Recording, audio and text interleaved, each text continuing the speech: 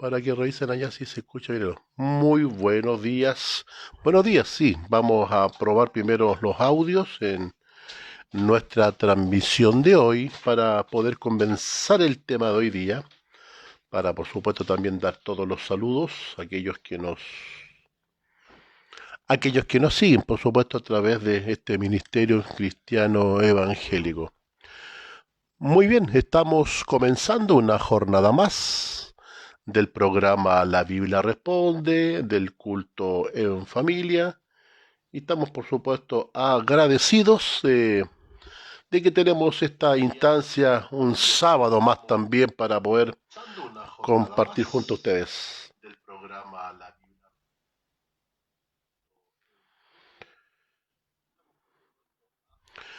Muy bien, estimados amigos que nos escriben, que nos comparten, aquellos que están junto a nosotros cada sábado, damos las gracias por estar junto a nosotros. Estamos también saliendo a través de este medio y vamos a empezar el programa de hoy. Hoy día vamos a tratar el tema el ecumenismo en toda su forma y por supuesto y su injerencia para el tiempo del fin. Vamos también a saludar primeramente a Ode Torres. Ode Torres hoy día nos acompaña mediante la señal de Radio Umbral RDBA Chile para todo el mundo y su señal la 107.3 FM, especialmente en la localidad de Yungay. Esta señal se transmite especialmente para los amigos en Yungay que están en el sector de precordillera y cordillera de Yungay. A todos los amigos mediante Radio Umbral les mandamos un saludo, especialmente por estar junto a nosotros. Vamos a saludar también a unos amigos nuestros, fieles compañeros de batalla en la fe, a los centinelas de la verdad presente, que también nos acompañan en sus transmisiones, que también están compartiendo el tema de este día.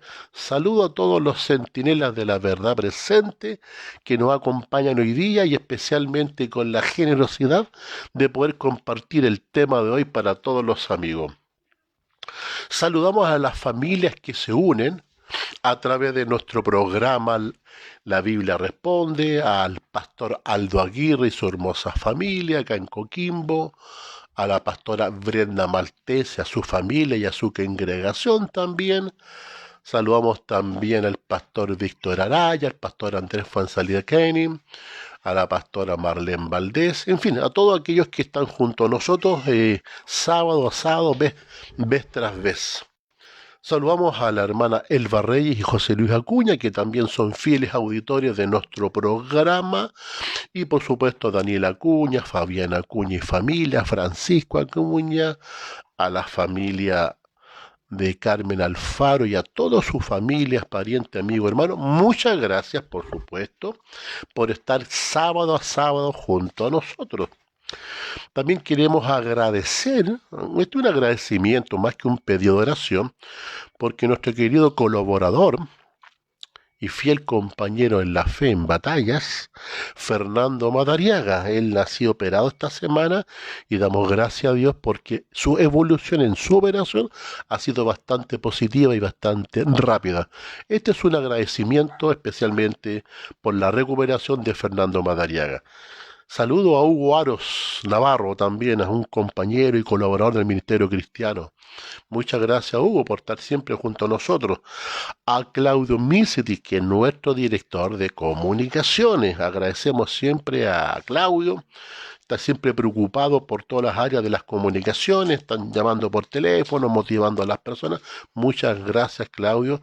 A Javier Mori, nuestro colaborador del Ministerio Cristiano Evangélico en la zona sur, junto a su familia, la hermana Silvana. Ellos trabajan bastante laboriosamente allá, haciendo distintas actividades, cultos, ayudando a muchas personas. Gracias, Javier, por todo tu esfuerzo y apoyo al hermano Jaime Ortega y a todos los que están en la zona sur. Muchas gracias por estar junto a nosotros. También a Jonathan Díaz, Rodrigo Díaz de los Centinelas que hoy día nos acompañan. generosamente comparten hoy día también nuestras transmisiones, para ellos también y para su familia, los parabienes y que Dios les bendiga. Bueno, dicho todo esto y los saludos por supuesto, vamos a tener una pequeña palabra de oración para poder comenzar el tema de hoy. Oremos. Estimado Padre Celestial, en esta mañana oramos especialmente pidiéndole su dirección, que usted nos acompañe al abrir su palabra, que nos lleve a las mejores aguas, a las mejores conclusiones que usted quiere para este tiempo. Ayúdenos, Señor, en esta hora. Bendiga a cada amigo oyente, a cada amigo que escucha a través de Radio Umbral, a través de los Centinelas de la Verdad Presente, a través de este Facebook del Ministerio Cristiano Evangélico. Bendiga a cada amigo oyente en esta hora. Que el Señor alce su rostro sobre ti y ponga en ti paz. En el nombre de Jesús, amén. Muy bien, entonces comenzamos el programa de hoy. Bueno, hoy día vamos a comenzar el tema.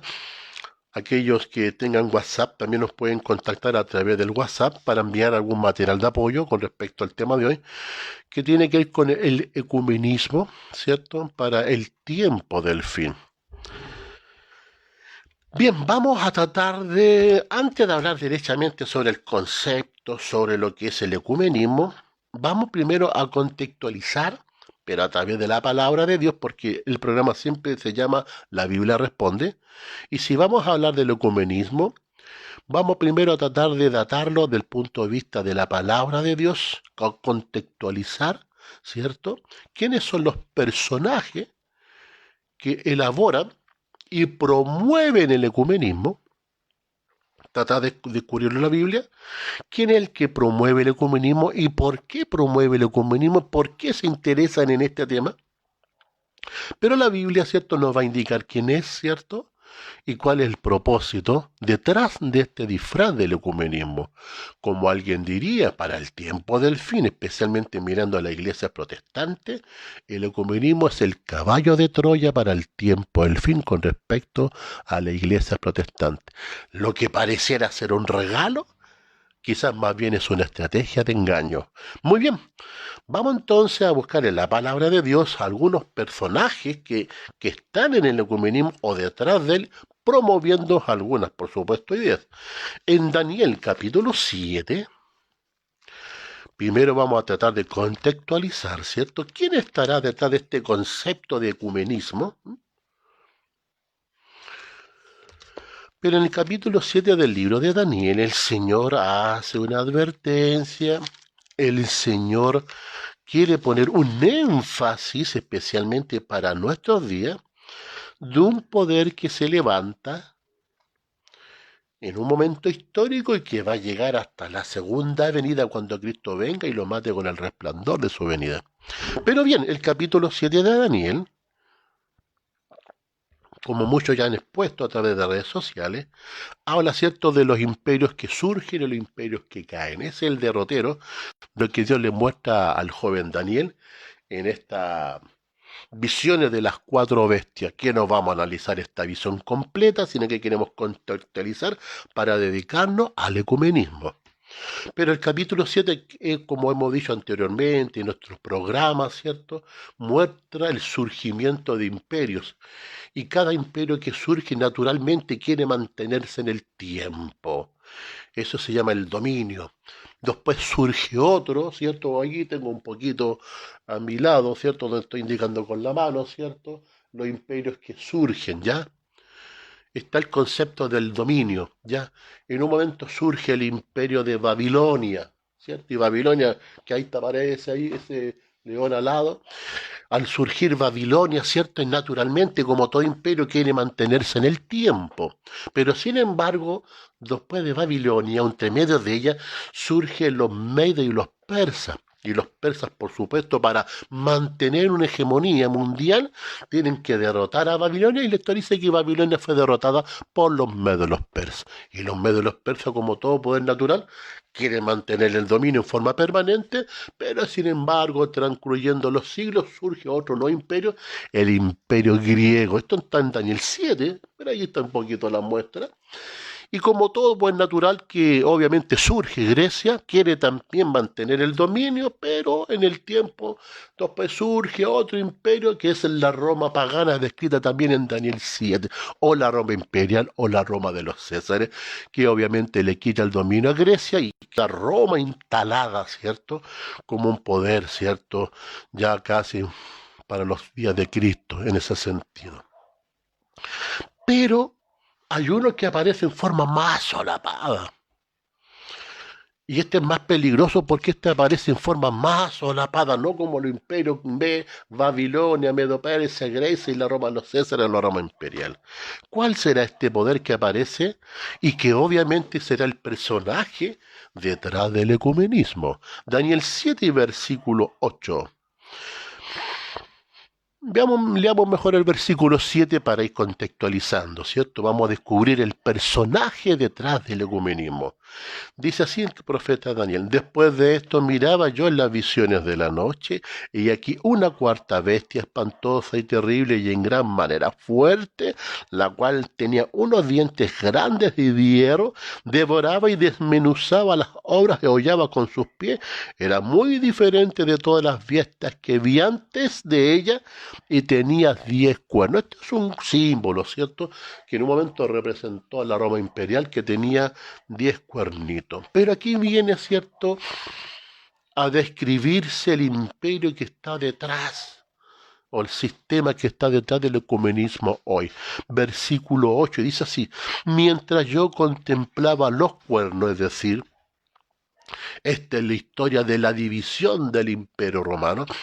Cuando el Imperio Romano se divide entre Oriente y Occidente, ¿cierto?, da surgimiento a lo que usted hoy día conoce como Europa, o los 10 países que quedaron en Europa. Dice así el versículo 8: mientras yo contemplaba los cuernos, y aquí otro cuerno pequeño salía entre medio de ellos. Aquí, ojo, vale decir que si la Roma imperial, que estaba ubicada en la península itálica, a la división del Imperio Romano, cuando ya empieza a desaparecer, ¿cierto?, el Imperio Romano, y empieza a surgir lo que es Europa, ¿cierto?, con los 10 países que usted conoce, más otros que después se fueron agregando. Dice la Biblia que en medio, vale decir, en Europa misma, surge un cuerno pequeño. Vale decir, el cuerno pequeño está ubicado en Europa, no está ubicado en Israel, en Europa, ¿cierto? Dice el versículo 8: mientras yo contemplaba los cuernos, aquí otro cuerno pequeño salía entre ellos. Delante de él fueron arrancados 3 cuernos, y de los primeros, he aquí que este cuerno tiene ojos de hombre, una boca que habla grandes cosas. ¿Cuál es la característica de este otro poder que surge después de la Roma de los Césares, la Roma imperial? Que es un cuerno, ¿cierto?, que está ubicado en la misma península donde estaba la Roma imperial, es decir, en Europa, se le llama pequeño porque partió chiquitito, así con poquita fuerza, pero crece de todas maneras. Pero una de las características dice que habla grandes cosas. Nuestro imperio no se le descubre porque hablaban cosas, simplemente por la hegemonía histórica y política. Pero este otro, que después de la Roma imperial, habla grandes cosas. ¿Qué son las cosas que habla este cuerno pequeño? Daniel 7 y versículo 24, estamos contextualizando el concepto del ecumenismo y buscando el personaje detrás del ecumenismo. Daniel 7, versículo 24 nos da, por supuesto, la respuesta a los conceptos que queremos. Leamos también, si quieren, el versículo 23 para contextualizar. Dijo así: la cuarta bestia será un cuarto reino en la tierra. O sea, las bestias que están representan a reinos, poderes, más que a personas, reino y poder en la tierra, ¿cierto? La cuarta bestia será un cuarto reino en la tierra, el cual será diferente de todos los reinos, y a toda la tierra devorará, trillará y despedazará. Estamos hablando de la Roma imperial de los Césares. Pero el 24 describe los cuernos que tenía esta Roma. Y los 10 cuernos significan que de aquel reino se levantarán 10 reyes. Ahí estamos hablando de la historia del surgimiento de Europa. ¿Dónde está ubicada la Roma imperial? En Europa. De ella, ¿cierto? Cuando se divide y cae el Imperio Romano, surgen 10. Vale decir que son los 10 países originalmente que dan lo que usted conoce hoy día como Europa. De entre ellos, vale decir, en Europa mismo surge un cuerno pequeño. ¿Y qué son los cuernos? Según Daniel 7, versículo 24. Y los 10 cuernos significan que de aquel reino se levantarán 10 reyes. Es decir, significan 10 reyes, 10 poderes o 10 sistemas o 10 naciones. ¿Qué más agrega? Dice, y tras ello, es decir, en Europa, dice, tras ello se levantará otro, el cual será diferente de los primeros, y a 3 reyes derribará. Y aquí surge entre medio de Europa el cuerno pequeño, que es un poder, es un reino, ¿cierto? Que surge y que en su surgimiento, apenas surge, ya está derribando a 3 países y a 3 naciones que hoy día usted ya ni siquiera los conoce. Pero ¿qué es lo que hace este cuerno pequeño? Es que es diferente de todo. Miren, dice que este poder que surge en Europa, dice versículo 25, hablará palabras contra el Altísimo, ya los santos del Altísimo quebrantará y pensará en cambiar los tiempos y la ley y será entregado en su mano hasta tiempo y la mitad de un tiempo. Entonces aquí el Señor va describiendo no tan solo, ¿cierto?, el concepto geográfico donde surge este poder que va a estar detrás del ecumenismo, también el Señor quiere demostrar cuál es la razón de ser, por qué surge. Y esta razón de ser, por supuesto, que no se ha abandonado. Habla palabras contra el Altísimo, vale decir que es un poder religioso, porque por algo habla palabras contra el Altísimo. Pero tiene un propósito, cambiar los tiempos y la ley. Me imagino que ya muchos estarán relacionando a este poder llamado cuerno pequeño. Bueno, como el tiempo es oro, obviamente después de la Roma pagana o la Roma imperial, ¿cuál fue el poder heredero natural?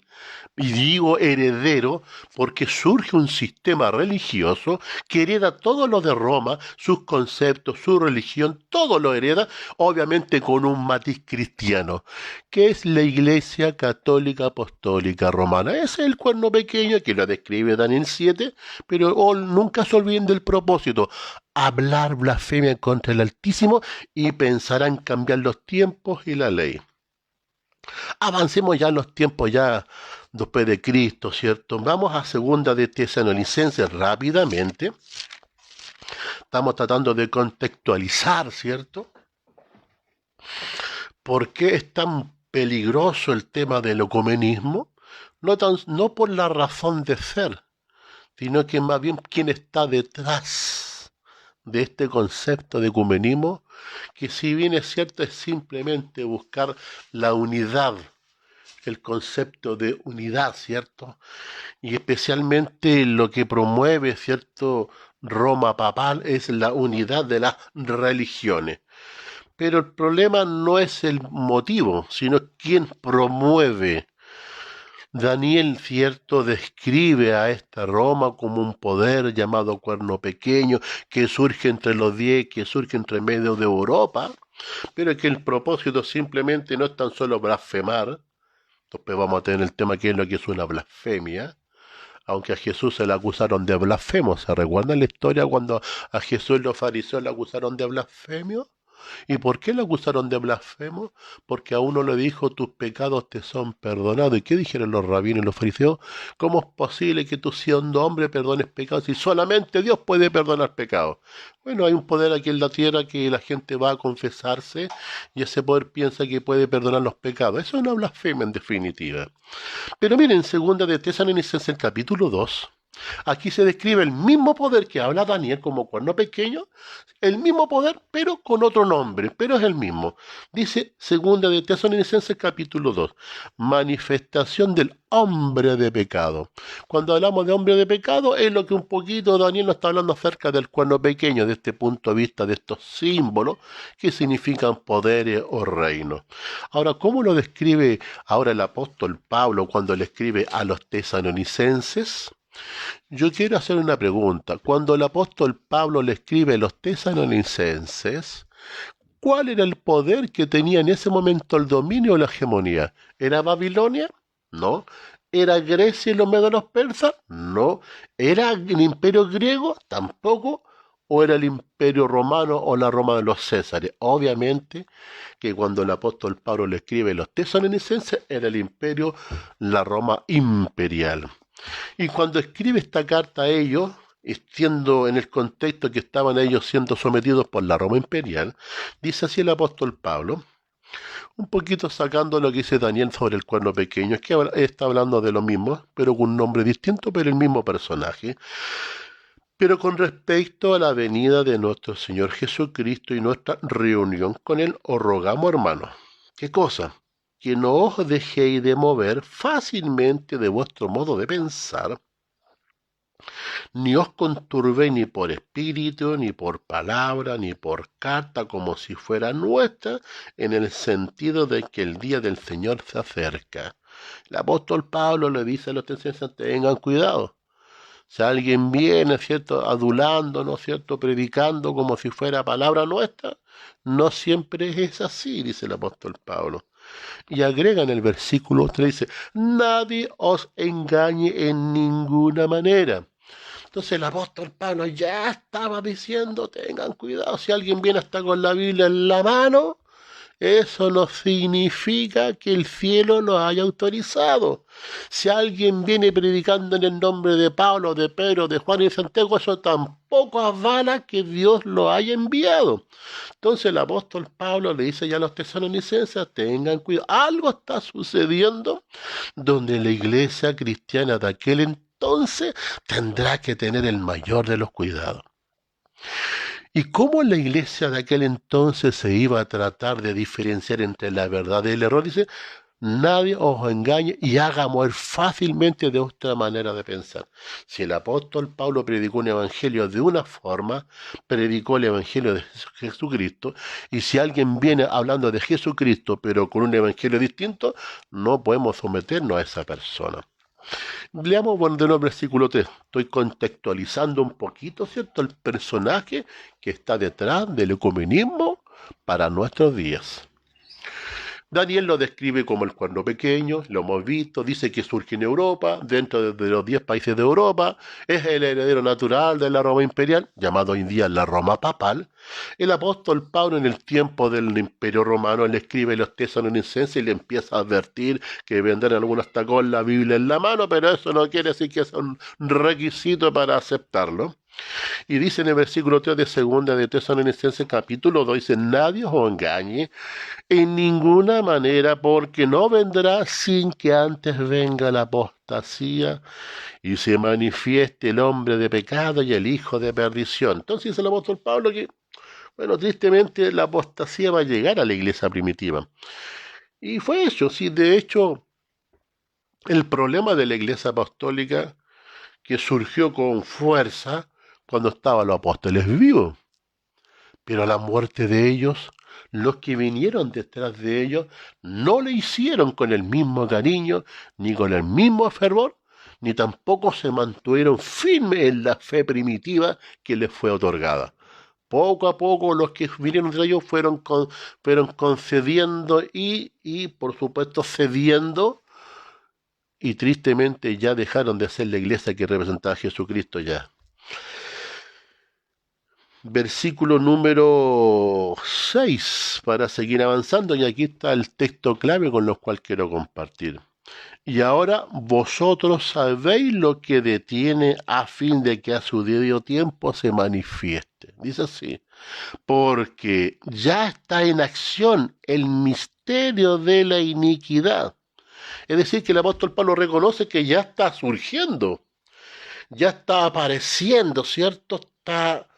Esto que Daniel habló del cuerno pequeño que surge entre los 10 en Europa, ¿cierto? Dice el apóstol Pablo que ya se está manifestando en sus días. Por eso hace la advertencia el apóstol Pablo. El apóstol Pablo ya estaba viendo, ¿cierto?, cómo la iglesia primitiva, cuando ellos desaparezcan, los apóstoles que con tanto fe y fervor a la palabra de Dios llevaron el mensaje, vendrían otros que no lo harían con el mismo ahínco, al contrario, que van a hacer concesiones, pero especialmente de la verdad. Pero dice así el apóstol Pablo en los Tesalonicenses, porque ya está en acción el misterio de la iniquidad. Dice, pero dice aquí, fíjense el detalle, dice, porque ya está en acción el misterio de la iniquidad, solo que hay quien al presente lo detiene. La pregunta es, dice el apóstol Pablo, este poder llamado cuerno pequeño en Daniel, el apóstol Pablo le coloca el hombre de pecado, ¿cierto? Que traerá, ¿cierto? Todos estos conceptos blasfemos que ya lo dijo Daniel, y más aún promover el cambio de la ley de Dios. Dice así el apóstol Pablo en sus días cuando estaba el imperio romano. Ya se está manifestando, pero hay algo en lo presente que lo detiene. Es decir, no se podía ya surgir plenamente el cuerno pequeño, el hombre de pecado en los días de Pablo. La pregunta en los días de Pablo, ¿qué es lo que detenía para que el cuerno pequeño ya surgiera con poder y con hegemonía? Porque dice el apóstol Pablo que está surgiendo, ahí está apareciendo, pero hay algo que en el presente, lo detiene. Hay algo que lo frenaba, no dejaba surgir a este poder engañoso para el tiempo del fin. La pregunta es, ¿qué es lo que detenía a la Roma papal que surgiera en los tiempos de Pablo? ¿Qué? Porque dice el apóstol Pablo que este se está manifestando, pero que aún en los días de Pablo hay algo que lo frenaba y lo detenía. Pregunto yo, si estaba aún vigente en la Roma de los Césares, ¿qué tendría que pasar para que surgiera después de ello la Roma imperial o la Roma papal? Tenía que desaparecer la Roma imperial. Si la Roma imperial aún seguía vigente, el otro no podía aparecer. Eso es lo que lo detenía, que en los tiempos de Pablo aún estaba vigente la Roma imperial, y mientras estuviera vigente la Roma imperial, no podía surgir la Roma papal. Y la historia cuenta que cuando la Roma imperial se divide y desaparece el imperio romano, fue el heredero natural, la Roma papal, que hereda todas las cosas de la Roma imperial. Entonces, cuando dice el apóstol Pablo que hay algo en lo presente que lo detiene, ¿qué es lo que detenía en los tiempos de Pablo para que surgiera la Roma papal? Era que aún estaba vigente la Roma imperial. Sigamos avanzando entonces para nuestros días. Entonces Daniel habla del hombre de pecado, el cuerno pequeño, perdón, en Daniel el cuerno pequeño, el apóstol Pablo habla del hombre de pecado, y de acuerdo a la historia, ¿cierto? El heredero natural fue la Roma papal, ¿cierto? Y todos conocemos cómo se hizo la Roma papal, ¿cierto? De todos los bienes del imperio romano, ¿cierto? Cómo fue adquiriendo las posesiones, cómo tuvo el poder político, pero le faltaba el brazo de la guerra, ¿cierto? El brazo, ¿cierto? Hasta que Clodoveo II, ¿cierto? El rey de los francos va y se pone a disposición del obispo de Roma. Es decir, ahí cuando el Estado se fue a poner a disposición del obispo de Roma, ahí empezó toda la hegemonía del cuerno pequeño para perseguir a aquellos que obviamente estuviesen en contra de sus dogmas que ellos empezaron a promover. La historia habla, por supuesto, no fue un acto espontáneo. Los poderes en la historia no surgen espontáneamente. Yo no puedo decir cierto que en el año 165 a las 10 de la tarde surgió el Imperio Romano. Obviamente que viene surgiendo de un... Cuando hablamos de un surgimiento, no es que ahí recién aparece. Los imperios están mucho antes, pero la historia es lo que habla cuando tienen la hegemonía sobre otro. Cuando lo tuvo Babilonia, en el 600 y tanto antes de Cristo, pero sin embargo estaba mucho antes. Pero estamos hablando de un poder que ya tuvo una hegemonía. No es que aparece en poder arte de magia en un día, no. Es un proceso. Todo el imperio viene surgiendo por un proceso. La historia de Roma dice que también fue un proceso de muchos años hasta que se consolida. Y cuando se consolida su hegemonía, ahí contamos, ¿cierto?, el surgimiento de ese poder. El cuerno pequeño igual. Ya venía el apóstol Pablo hablando en su tiempo que estaba ahí ya surgiendo.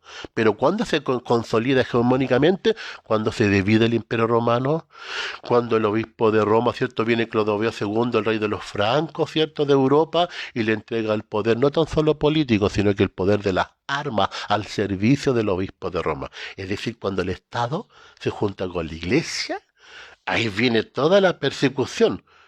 que obviamente también la produjo el Imperio Romano de los Césares, con Nerón, Diocleciano, Trajano, pero después hubo un poder que tuvo la hegemonía en la persecución, que fue la Roma papal, cuando se le otorgan los poderes del Estado al servicio de la Iglesia. Y la Iglesia, como tenía el poder del Estado, empezó a perseguir a todos aquellos que, por supuesto, no comulgaban con todas las cosas que se proponía. Y la historia cuenta, por supuesto, de que por casi 1260 años, ¿cierto? Las iglesias, o aquellos los protestantes, aquellos que no eran parte de la iglesia popular, aquellos que de alguna forma defendieron la centralidad de la Biblia, porque en definitiva, ¿cierto? Este poder llamado la Roma papal lo que hizo es promover un sistema, una combinación entre comillas, cristianismo, ¿cierto? Y cultura romana, ¿cierto? Gracias también a la intervención de Constantino. Lo que hace Constantino es simplemente, a ver, Constantino no se hace jamás al cristianismo porque no renuncia a sus dioses. Lo que hace Constantino es seguir un poquito la estrategia de Nerón, que después lo voy a comentar un poquito más adelante sobre el tema del ecumenismo, ¿ya? Entonces lo que hace Constantino es seguir una estrategia, que lo había comenzado en el fondo Nerón esa estrategia, y lo que hace Constantino es decir, si no puedes con ellos, únete, ¿ya? Constantino simplemente lo que hace es asimilar ciertas ideas del cristianismo y él las transforma de lo que era la cultura netamente romana. Pero especialmente lo que hace este sistema era darle importancia al día del dios Sol. Es decir, como los apóstoles guardaban el sábado, y después este poder popular adopta, ¿cierto?, lo de Roma, especialmente el día dedicado al dios Sol. Constantino trabaja justamente para olvidarse del sábado y dejar como el sello de la Roma imperial, como el sello, ¿cierto?, que lo sigue heredando, porque si la Roma papal era heredera de la Roma imperial, el sello que le dejó Roma a la Roma papal fue el tema de la adoración al dios Sol, que lo hacían en domingo, por supuesto, que era el concepto del dios Sol. Y por supuesto dice la historia que este poder empezó cuando se le otorgó todos los privilegios del Estado a servicio de la Iglesia, hablemos de la Iglesia popular. La Iglesia empezó a perseguir por casi 1260 años, como dice también la historia, del año 538 hasta 1798. En ese periodo inmenso la Iglesia popular hizo hizo sentir el látigo de aquellos que obviamente no promulgaron, ¿cierto?, las ideas que ellos promovían. Los protestantes de aquel entonces, miles de miles, conocemos como los valdenses del Piemonte, otros grandes heraldos de la verdad, Hughes, Melanchthon, Lutero, Wycliffe, muchos otros, muchos nombres que no están aquí, pero en 1260 años muchos nombres que lucharon por la centralidad de la Biblia, que la Biblia volviese a manos de las personas, porque el poder imperante, por supuesto, no quería que la palabra de Dios estuviera en las manos de las personas, al contrario, la misa se hacía hasta en latín. O sea, el que no sabía latín no tenía idea de lo que estaba escuchando en definitiva. Y esta hegemonía, este poder, obviamente que para el tiempo del fin no va a renunciar. Vamos entonces a Apocalipsis capítulo 12 para seguir avanzando, porque todavía me falta introducirme y explicar un poquito acerca del ecumenismo. Pero lo que estamos haciendo en esta primera etapa es contextualizar, ¿cierto? ¿Qué es lo que es contextualizar? No habla simplemente de la idea del ecumenismo, de su filosofía, de sus objetivos y de sus propósitos.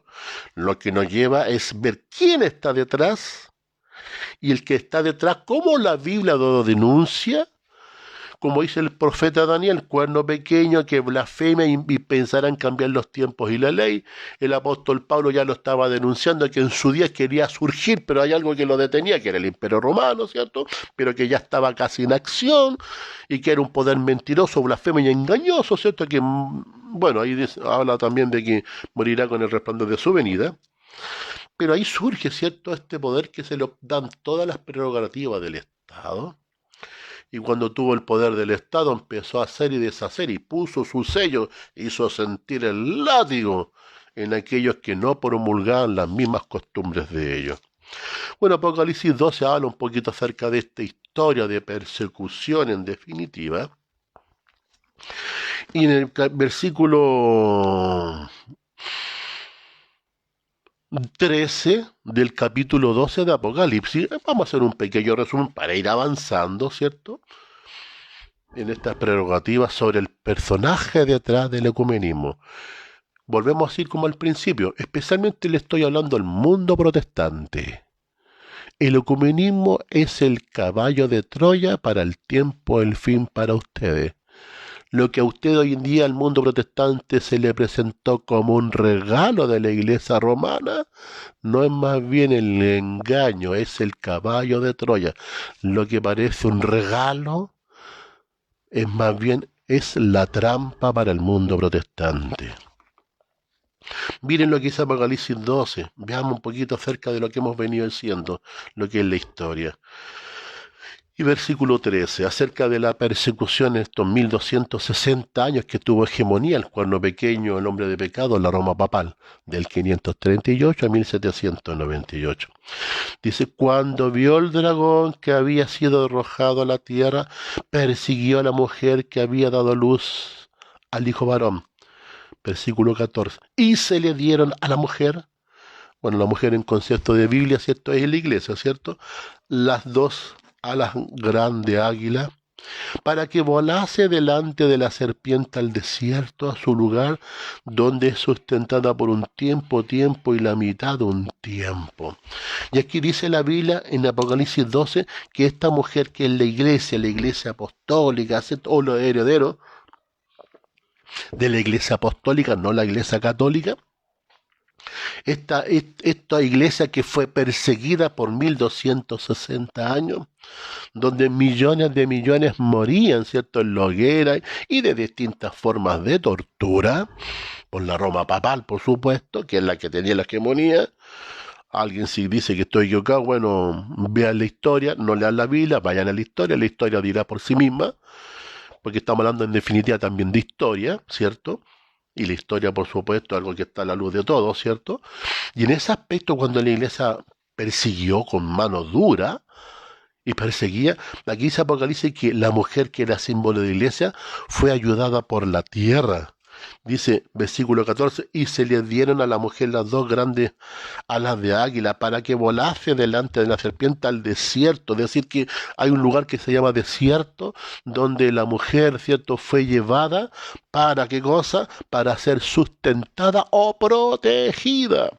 Entonces, la historia, ¿cuándo se traduce esto? ¿Cuándo pasó esto? En esos años, cuando la iglesia protestante era perseguida, cuando se descubre América, el descubrimiento de América permitió descubrir un continente nuevo comparado ya con Europa, ¿cierto? Y también cuando se descubren las costas de Norteamérica, las iglesias que vivían perseguidas en Europa por la Roma papal vieron una posibilidad de arrancar de la persecución en Europa. Y la historia dice que los primeros que se arrancaron desde Holanda y otros más, ¿cierto?, como los padres peregrinos en el Mayflower, cuando se descubrieron las costas de Norteamérica, muchos ya empezaron a arrancar desde Europa a las costas de Norteamérica. Y ahí avanzaron muchos otros, los padres peregrinos, los cuáqueros, en fin, todos otros, ¿cierto? Ahí todas las grandes religiones representadas, ¿cierto?, en Europa, que eran diezmadas y perseguidas por la Roma papal. Al llegar a las costas de Norteamérica, ¿cierto? Un continente nuevo, ¿cierto? Por eso se le llama el concepto de desierto, porque es nuevo.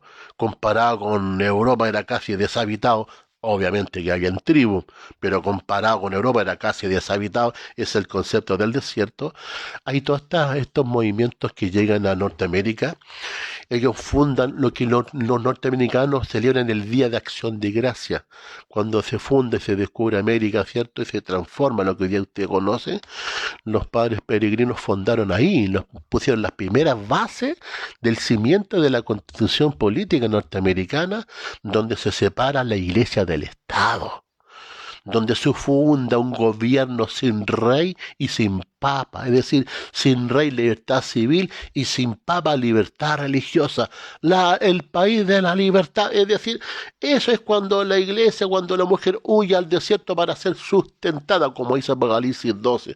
El descubrimiento de Norteamérica permitió que todo el mundo, muchas iglesias protestantes de Europa, arrancando de su verdugo, que era la Roma papal, se van a las costas de Norteamérica fundando esta nación llamada Estados Unidos o la nación del mundo protestante. Versículo número 15, Apocalipsis 12 dice: y la serpiente arrojó de su boca tras la mujer un río para que fuese arrastrada por el río. Es decir, la serpiente utilizó, ¿cierto?, agua. No podemos ver que no es el agua, ¿cierto? Entonces dice el versículo 16 de Apocalipsis 12, pero la tierra ayudó a la mujer, pues la tierra abrió su boca y tragó el río que el dragón había echado de su boca. Versículo 17. Entonces el dragón se llenó de ira ¿contra quién? Contra la mujer. ¿Cuál mujer? La que había arrancado a las costas de Norteamérica y dando inicio a lo que usted conoce hoy día como los Estados Unidos de Norteamérica, fundados por las grandes iglesias protestantes en aquellos años. El Día de Acción de Gracias se celebra que se fundó un gobierno en Norteamérica sin rey, sin papa, libertad civil, libertad religiosa. Por eso se enojó entonces este poder romano, se le arrancó la víctima. Entonces dice el versículo 17, el dragón se llenó de ira contra la mujer y se fue a hacer guerra contra el resto de la ascendencia de ella. Pero ¿qué pasó? Miren, Apocalipsis 13. Ahora, ¿cómo se muestra al cuerno pequeño? ¿Cómo se muestra al hombre de pecado? Miren, con otros símbolos. El mismo poder bajo otros símbolos. Apocalipsis 13, versículo 1 dice: me paré sobre la arena del mar y vi subir del mar una bestia que tiene 7 cabezas y 10 cuernos, y en sus cuernos 10 diademas, y su nombre y sus cabezas un nombre blasfemo. ¿Qué dijo el profeta Daniel con respecto al cuerno pequeño? Que era un poder blasfemo. En Apocalipsis, para nuestros días, yo estoy hablando ya para nuestros días, surge un poder del mar. Apocalipsis 17 y versículo 15 dice que es lo que es el mar. 17:15 me dijo también: las aguas que has visto donde la ramera se sienta son pueblos, muchedumbres, naciones y lengua. Vale decir que el cuerno pequeño, el hombre de pecado, para nuestros días, Juan lo ve como una bestia que surge entre medio de ¿qué cosa? De mucha gente, es decir, entre medio de Europa. ¿Y cómo surge? Como un nombre blasfemo. ¿Cómo lo dice Daniel? Un poder blasfemo. Aquí es el mismo poder, pero surge de las aguas. La pregunta es, ¿cómo el Señor ahora muestra el surgimiento de los Estados Unidos de Norteamérica? ¿A dónde huyó la mujer según Apocalipsis 12? Al desierto. ¿Y qué dijimos que lo que era eso? El periodo cuando se descubre Norteamérica y América se descubre, fue la posibilidad para que el mundo protestante que era diezmado, ¿cierto?, en Europa por la Roma papal, pudiesen arrancar a un lugar nuevo donde Roma papal no tenía ninguna hegemonía. ¿Cómo se llama ese lugar? El desierto. Mire cómo lo relata ahora Apocalipsis 13, el surgimiento de los Estados Unidos. Apocalipsis 13, versículo 11, dice así: después, es decir, después del surgimiento de la Roma papal, después, en el tiempo, por supuesto, vi otra bestia. Es decir, que como dijo Daniel 7:24, la bestia que ha visto será un cuarto reino en la tierra. La primera que está viendo Juan es un poder que surge de las aguas, del lugar habitado, Europa, Roma papal. Pero el versículo 11 habla de los Estados Unidos de Norteamérica, como también lo dice el conflicto de los siglos. Dice: después vi otra bestia que subía de la tierra. Esta bestia que surge de la tierra, donde va la mujer a ser sustentada. ¿Qué es lo que tiene? Tiene 2 cuernos, semejantes a los de un cordero. ¿Y qué significan los cuernos? Libertad civil y libertad religiosa. Entonces ahora ya a Juan se le muestra para el tiempo del fin Las mismas figuras que tiene el apóstol Pablo en los tesalonicenses, la misma figura que tiene el profeta Daniel con respecto al cuerno pequeño, pero aquí ya la Apocalipsis habla acerca de que cuando surge la Roma papal empieza a perseguir, cuando el Estado se pone a disposición de ella y viene toda esta persecución donde millones de millones murieron. Gracias al descubrimiento de las costas de Norteamérica pudieron muchos arrancar de Europa a Norteamérica porque eran diezmados en Europa. Arranca la mujer, ¿cierto?, al desierto para ser preparada. Pero aquí viene algo extraño, porque el poder que surge en Apocalipsis 13:1, que es la Roma papal, y el poder que surge en Apocalipsis 13:11, la bestia que surge en el desierto, que son los Estados Unidos de Norteamérica, obviamente que representan a las iglesias protestantes que le dieron su origen, que eran las iglesias que arrancaban desde Europa a Norteamérica, y estas iglesias dieron origen a lo que usted conoce como los Estados Unidos de Norteamérica. ¿Qué es lo que pasa con las iglesias protestantes de nuestros días? Versículo 11 de Apocalipsis 13, y ahora vamos a entrar al tema del ecumenismo. Dice Apocalipsis 13, versículo 11. Después vi otra bestia que subía de la tierra, los Estados Unidos de Norteamérica, y tiene dos cuernos semejantes a los de un cordero, libertad civil y libertad religiosa, pero habla como dragón, es decir, que en algún momento va a hablar blasfemia, igual que el poder que surge en Apocalipsis 13:1, que también habla blasfemia. Pero ¿cuál es el problema? Miren lo que pasa en el versículo 12, dice que la bestia que surge en el desierto, que representa a los Estados Unidos de Norteamérica, que representa a todas las iglesias protestantes, ¿qué pasa en el versículo 12? Y ejerce toda la autoridad de la primera bestia. ¿Cuál es la primera bestia de Apocalipsis 13:1? La Roma papal. Es decir, que los Estados Unidos de Norteamérica, representando a las iglesias protestantes, van a ejercer toda la autoridad de la Roma papal, en presencia de la Roma papal, en presencia de ella, y hace que la tierra y los moradores de ella adoren.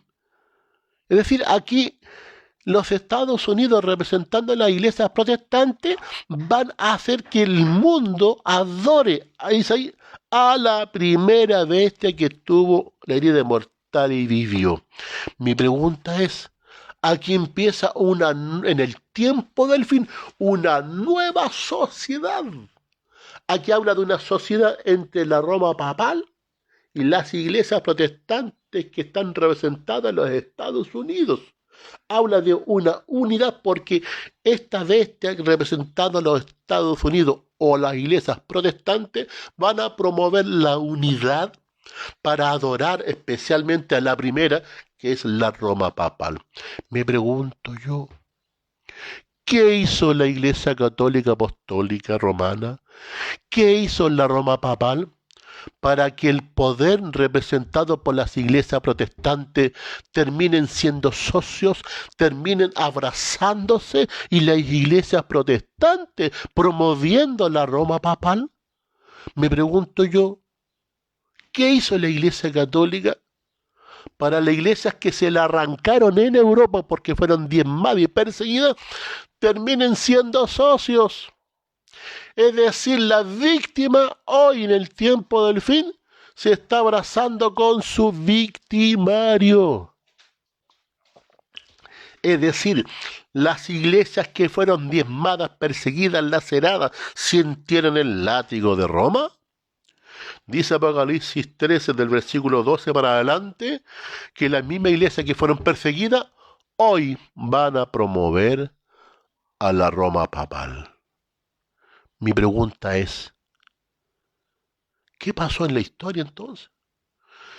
¿Cómo es posible que las iglesias protestantes se olviden de su historia? ¿Cómo es posible que la iglesia protestante hoy en nuestros días tenga la posibilidad de abrazarse con su verdugo?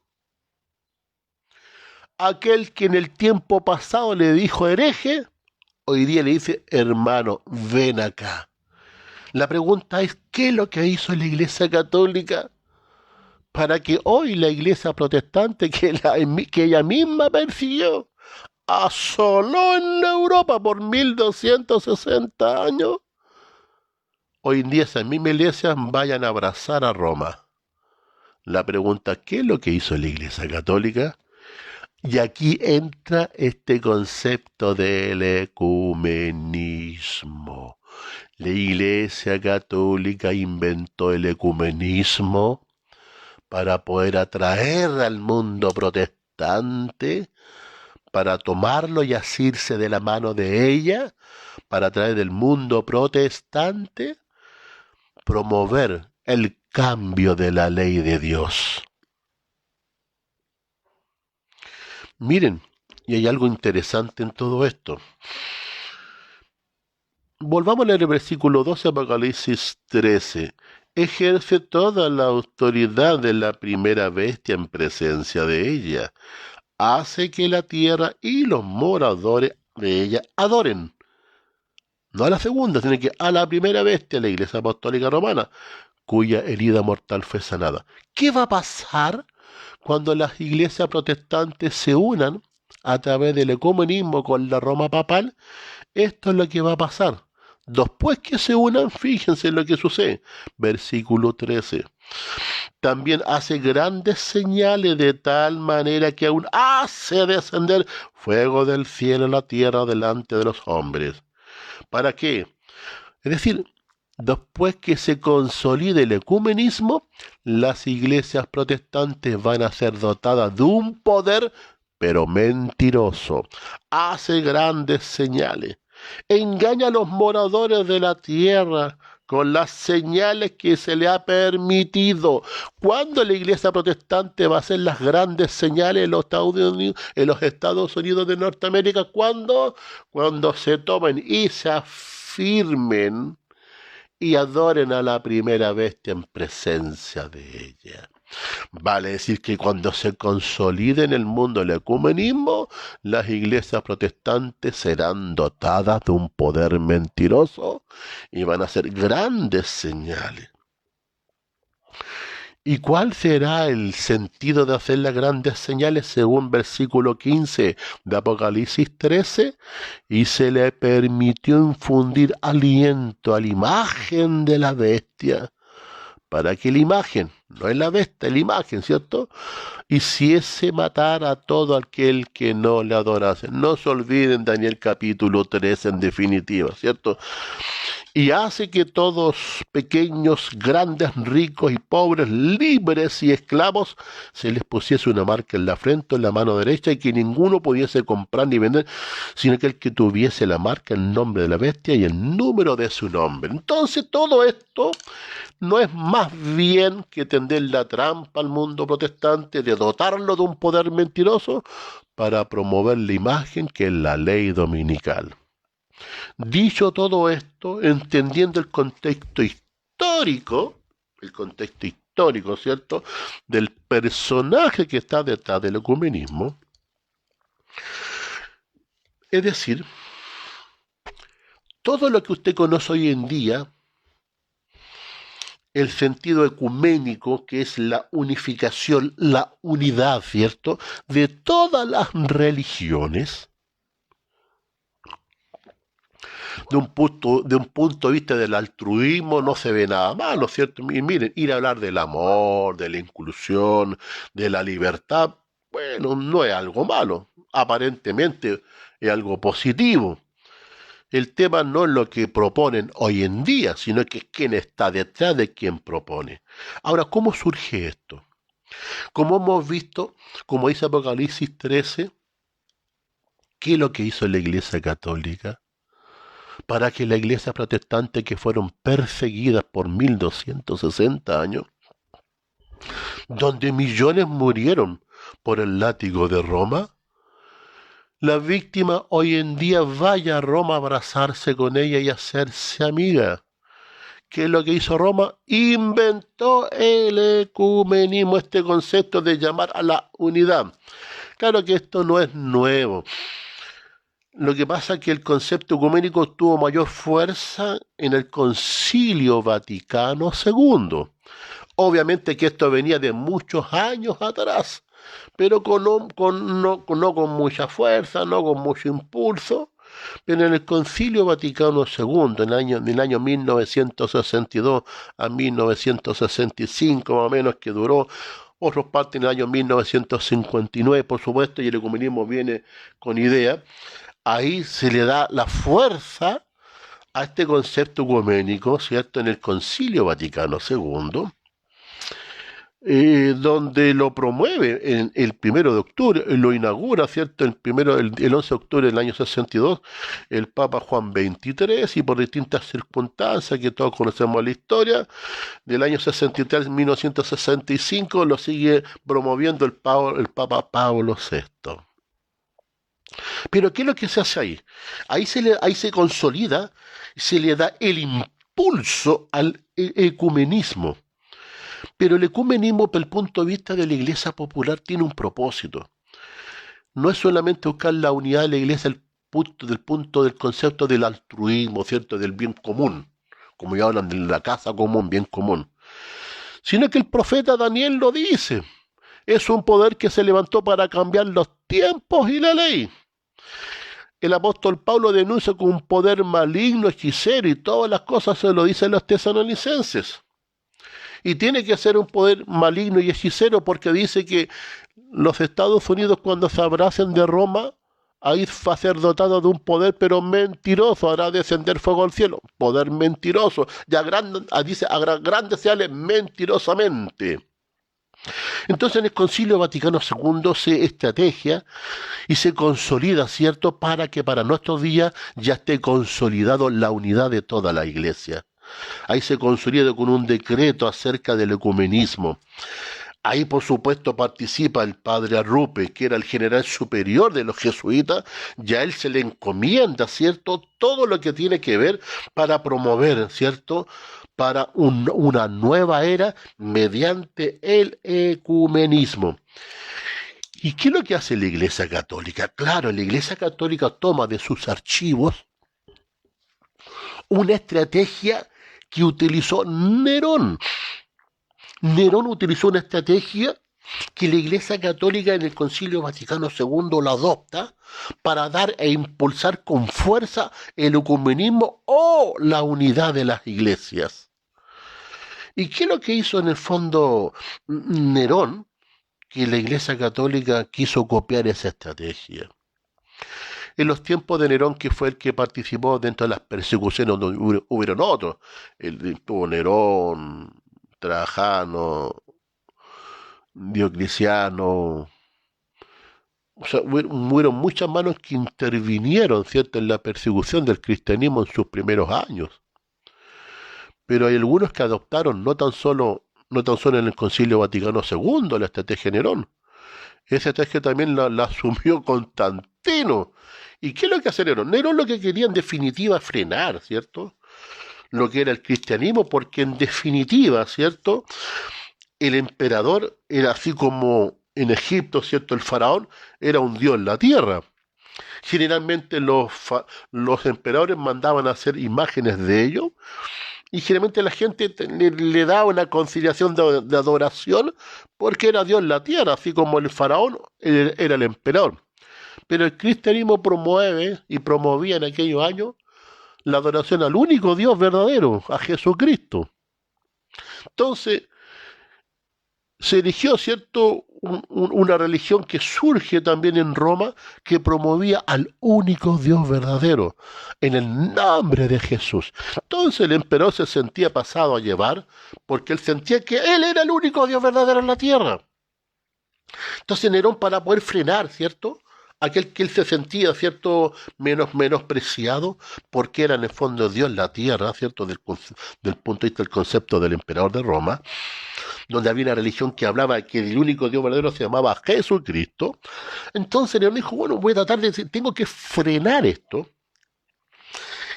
Y en aquellos tiempos, Nerón crea una estrategia mediante falsas iglesias cristianas.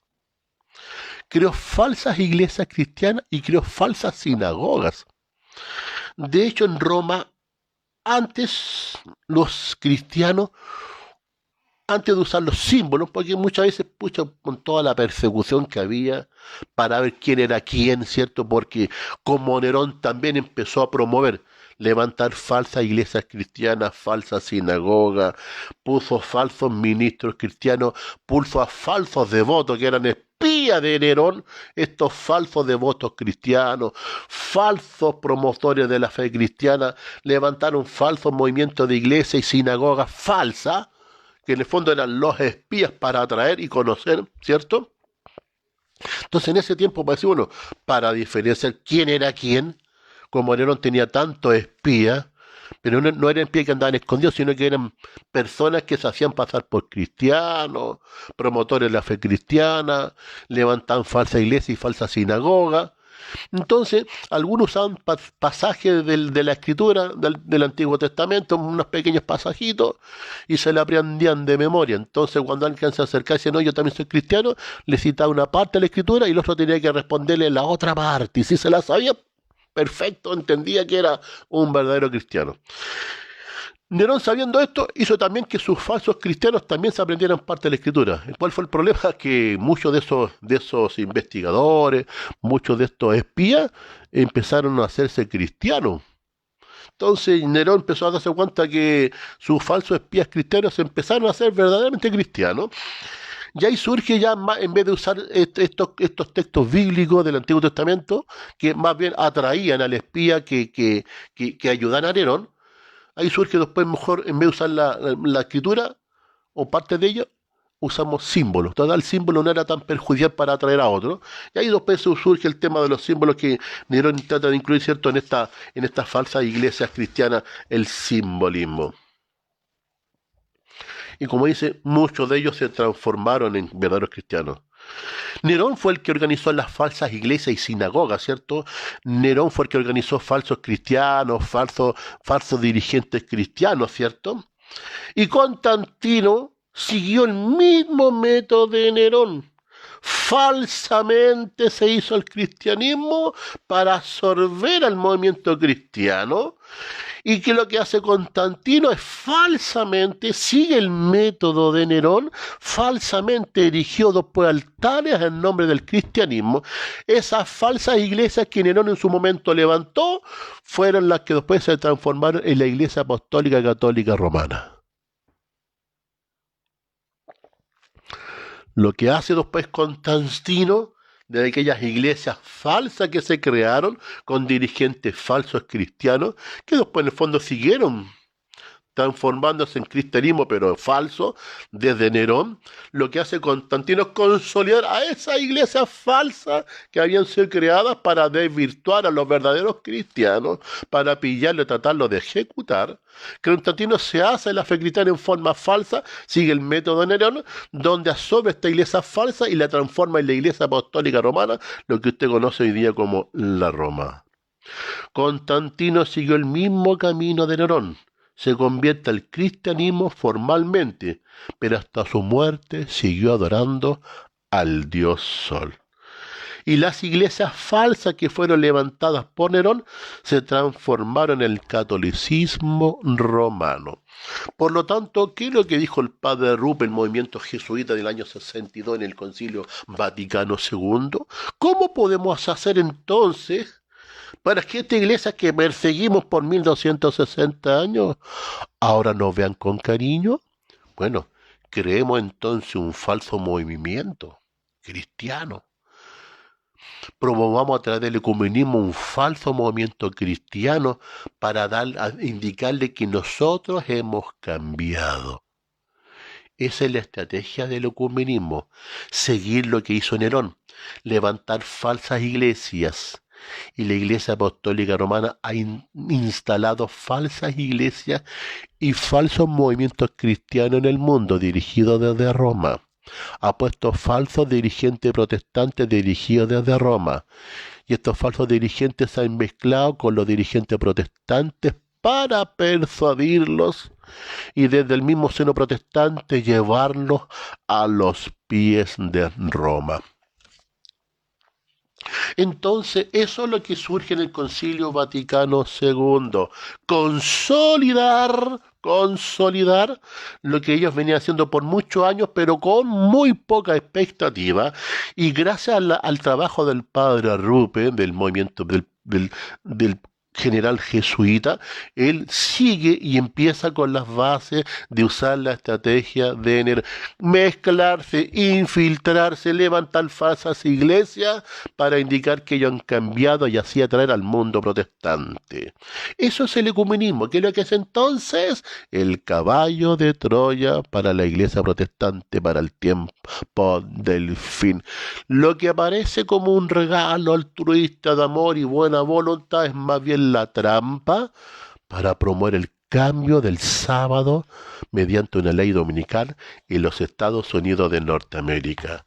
Quiero leer las palabras que están en el libro El conflicto de los siglos, en el capítulo 36, se llama La libertad de conciencia amenazada. Vamos a leer algunas cosas, no todos. Dice así: los protestantes consideran hoy al romanismo con más favor que años atrás. En los países donde no predomina y donde los partidarios del Papa siguen una política de conciliación para ganar influjo, se nota una indiferencia creciente respecto a las doctrinas que separan a la Iglesia reformada de la jerarquía papal. Entre los protestantes está ganando terreno la opinión de que, al fin y al cabo, en los puntos vitales divergencias no son tan grandes como se suponía y que unas pequeñas concesiones de su parte los pondrían en mejor inteligencia con Roma. Tiempo hubo en que los protestantes estimaban altamente la libertad de conciencia adquirida a costa de tantos sacrificios. Enseñaban a sus hijos a tener en aborrecimiento al papado y sostenían que tratar de conseguir con Roma equivalía a traicionar la causa de Dios. Pero cuán diferentes son los sentimientos expresados hoy por la misma iglesia protestante. Los defensores del papado declaran que la iglesia ha sido calumniada y el mundo protestante se inclina a creerlo. Arguyen que la influencia de la civilización moderna ha modificado los sentimientos de ella. Dice también, la Constitución de los Estados Unidos garantiza la libertad de conciencia. Nada hay más precioso ni de importancia tan fundamental. Pero el Papa Pío IX, en su encíclica del 15 de agosto de 1854, dice: las doctrinas o extravagancias absurdas y erróneas en favor de la libertad de conciencia son uno de los errores más pestilentes, una de las pestes que más se debe temer en ese estado. El mismo Papa, en su encíclica del 8 de diciembre de 1864, anatemizó, es decir, maldijo a los que sostienen la libertad de conciencia y de culto, como también a cuantos aseveran que la Iglesia no puede emplear la fuerza. Este Papa, en su encíclica, dice que no hay nadie que pueda impedir que ellos no vuelvan a usar la fuerza y que no hay nada más perverso que la libertad de conciencia. ¿Por qué digo esto? Porque si lo dijo un papa, quiere decir que el papa de hoy día lo vuelve a reafirmar, porque eso está expuesto en lo que se llama la infabilidad papal. ¿Y qué es lo que la infabilidad papal? Lo que un papa sostiene en el pasado, lo tiene que sostener un papa en el presente. Todo cardenal, arzobispo y obispo de la Iglesia Católica presta un juramento de obediencia al Papa, en el cual se encuentran las siguientes palabras: me opondré a los herejes cristianos y rebeldes contra nuestro Señor el Papa o a sus sucesores, y los perseguiré con todo mi poder. está en el libro de Josiah Stern on Country, capítulo 5, de las páginas, de los párrafos del 2 al 4. Entonces, cuando ellos juran esto, no es que ellos un momento de jurar después que se muere, esto se pierde. En la infabilidad esto se traspasa como una verdad presente. Si algún papa lo dijo en 1864, quiere decir que tiene el mismo valor en el 2020 con el actual papa. Solo pueden resistir a su influencia los que pisan con pie firme en el fundamento de la verdad, cuyos corazones han sido regenerados por el Espíritu de Dios. Eso es lo que dice Ellen White en el conflicto de los cielos. ¿Quiénes van a resistir a estas mentiras y a esta influencia? Aquellos que resisten en la verdad. Mire como con tristeza, como dice el conflicto de los siglos, mire lo que dice. Hay una semejanza sorprendente entre la iglesia de Roma y la iglesia judaica del tiempo del primer advenimiento de Cristo. Mientras los judíos pisoteaban secretamente todos los principios de la ley de Dios, en lo exterior eran estrictamente rigurosos en la observancia de los preceptos de ella, recargándola con exacciones y tradiciones que hacían difícil y pesado el cumplimiento de ella. Así como los judíos profesaban reverenciar la ley, así también los romanistas dicen reverenciar la cruz. Exaltan el símbolo de los sufrimientos de Cristo a la par que niegan con sus vidas aquel que es símbolo que representa. Los papistas colocan la cruz sobre sus iglesias, sobre sus altares y sobre sus vestiduras. Por todas partes se ve la insignia de la cruz. Por todas partes se le honra y exalta exteriormente, pero las enseñanzas de Cristo están sepultadas bajo un montón de tradiciones absurdas e interpretaciones falsas. La Iglesia Católica le pone actualmente al mundo una cara pasible y presenta disculpas por sus horribles crueldades. Se ha puesto vestiduras como las de Cristo, pero en realidad no ha cambiado. Nadie se engañe.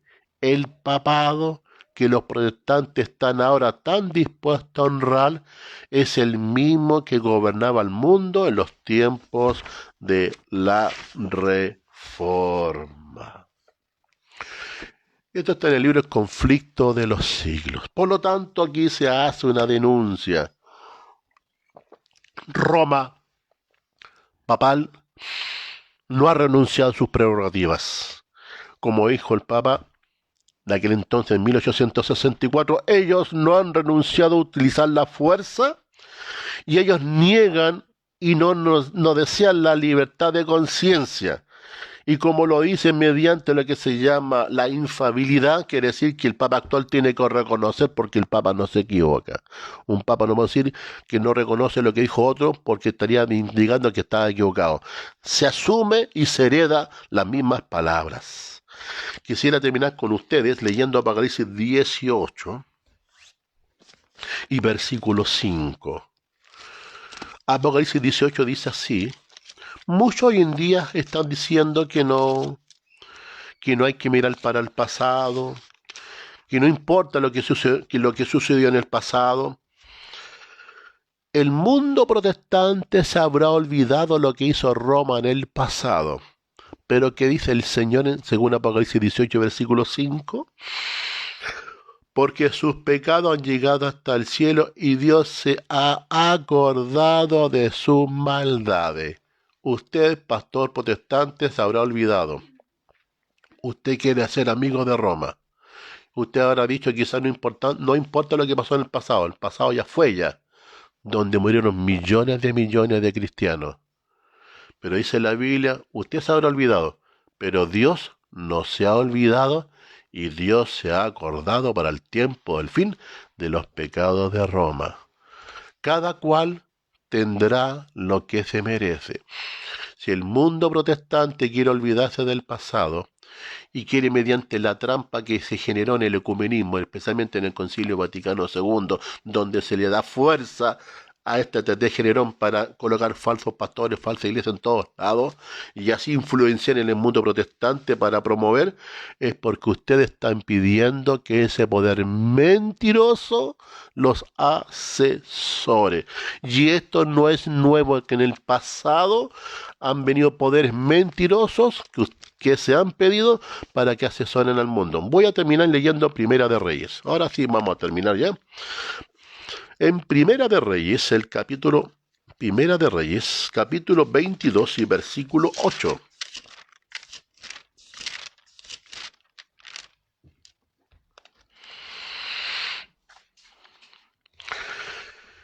La historia de Micaías el profeta derrota a Acab, o profetiza sobre el rey Acab.